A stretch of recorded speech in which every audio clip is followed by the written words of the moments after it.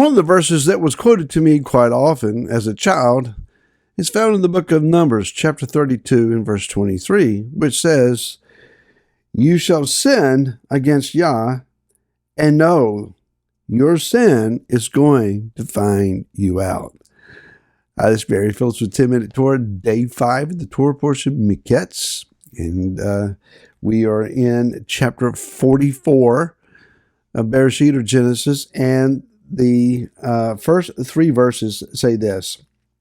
"And he," that is Yoseph, "commanded the one over his house, saying, Fill the men's sacks with food as they are able to bear, and put each man's silver in the mouth of his sack. And put my cup, the silver cup, in the mouth of the sack of the youngest, and silver for his grain. And he did according to the word of Yoseph which he spoke. And as soon as the morning was light, the men were sent away, they and their donkeys." The next verse gives us information that as soon as they were out of the city, Joseph says, "Now go arrest them." And make them open up their sacks until they realize who's got the silver cup. Been reading a bit about this cup, this silver cup. And Joseph claims that it is a cup by which he is able to do divination. To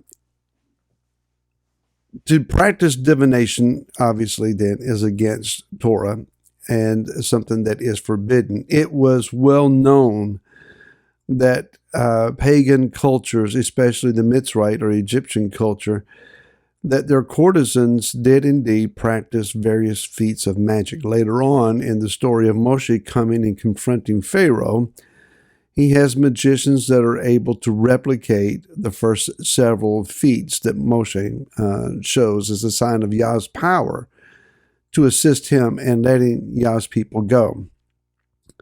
Now, whether they used trickery or had access to some dark elements of the mysterious arts, it's up for conjecture, and we can talk about that later.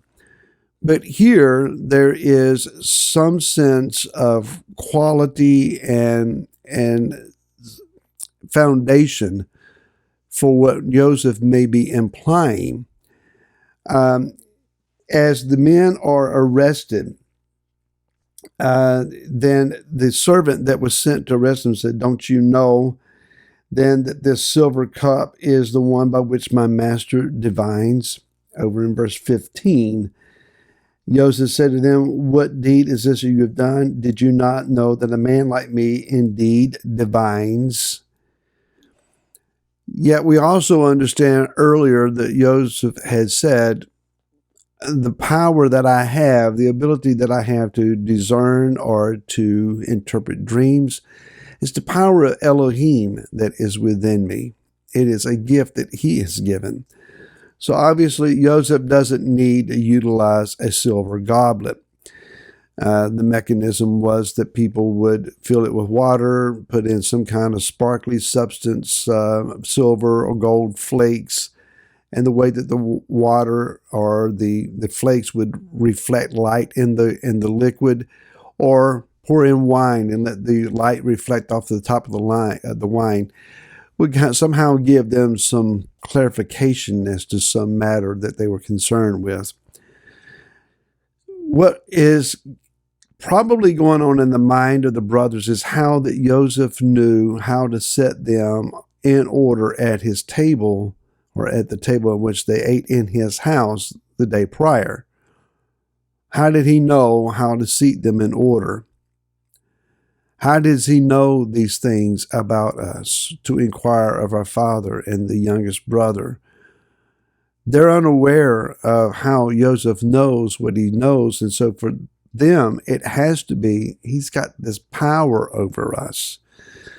What's interesting is that the word for goblet here is the word geviah, and it is spelled with a gimel, a vet, a yod, and an ayin. Now, each letter has some symbolism. The gimel looks like a man running after someone else. It does look like someone with feet that is running. And the idea behind that is that they're running to either give a reward or to mete out punishment. So it's a favorable thing or perhaps an unfavorable thing.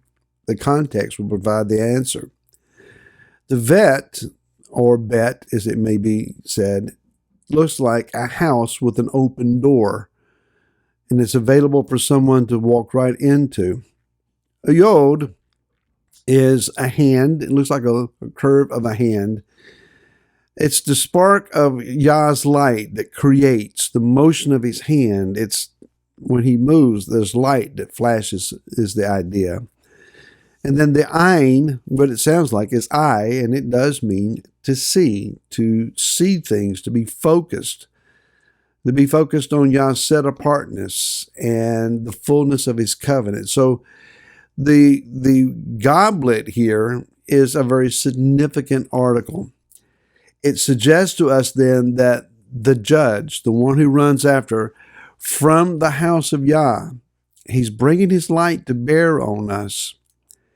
And he's going to respond to us according to what he has seen and establish his role in us, or what role we have to play in the coming kingdom.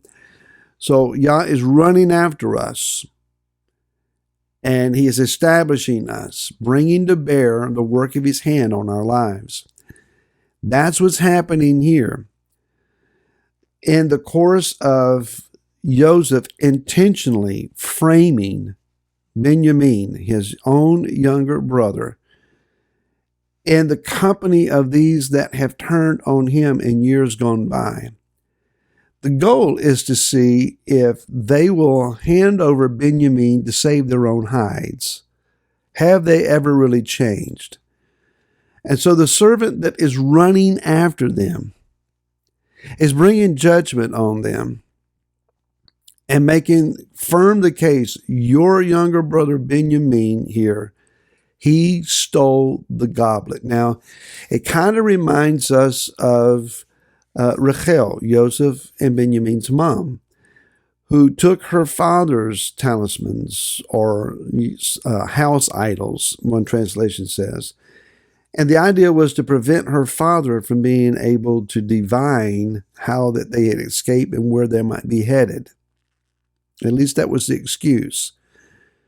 So Yoseph employs a similar thought here. You don't think I know how to divine, even outside this goblet? Accusing perhaps, Benjamin, you stole my cup so that I couldn't figure out where you were at and why you took my money. The trap has been set. Now the question is, how will the brothers respond, which is next week's Torah portion. Yah allows, indeed, circumstances to bring us full circle back to the roots of our issues. It's one thing to recognize, well, I have a problem with or an issue with whatever the thing or issue might be. More often than not, we're more tempted to put Band-Aids on it, to lightly treat it, rather than being ruthless and digging down to the roots of our issue and digging out the root. It's not until you cut the root that you get rid of the fruit. Stuff is going to keep coming to the surface. Issues going to keep reappearing. Problems going to keep circulating until we get to the root of our issues. Sometimes the sin that is associated with our issues, if that is indeed the case, has to be revealed in order for us to be willing to deal with it. Otherwise, we'll Band-Aid over it and say, it's just how I am. Yah loves us enough to reveal our stuff, the root of our stuff, if we're willing to go that deep, so that we can genuinely be restored and rectified, and that all things can be made right. Shabbat Shalom to everyone who watches 10-Minute Torah.